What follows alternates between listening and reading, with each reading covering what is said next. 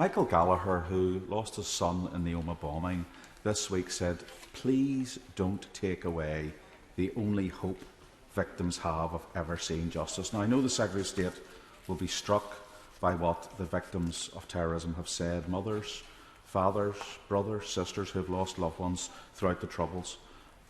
Does the Secretary of State accept that, whilst I know it's not his wish to see any moral or legal equivalence between vexatious claims against our armed services and those who went out and perpetrated terrorism in our society, but he must accept that an unintended consequence of the proposals before the House now are that they will do exactly that, that they will aid and abet criminals and allow many on the runs to continue to be free from terrorism. So I ask the Secretary of State, how will he ensure that he will not extinguish the only light and hope that the victims actually have, that they will one day see justice for their loved ones, and like Michael Gallagher, that hope will not be extinguished?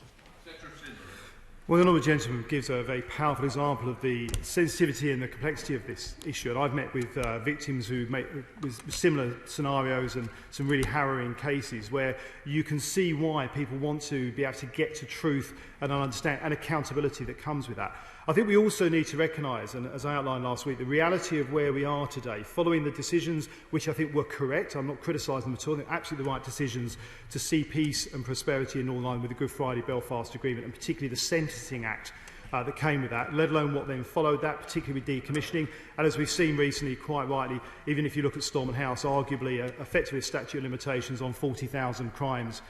coming out of Stormont House itself as well. So I think we need to understand where we are and be upfront with people about the diminishing reality of the possibility of getting prosecutions and what impact that is having on the criminal justice system and the ability to get to truth and accountability. But that's exactly what we want to be working through with groups across Northern Ireland, including victims groups, having absolutely in our heart an understanding of the trauma that people can face in these situations.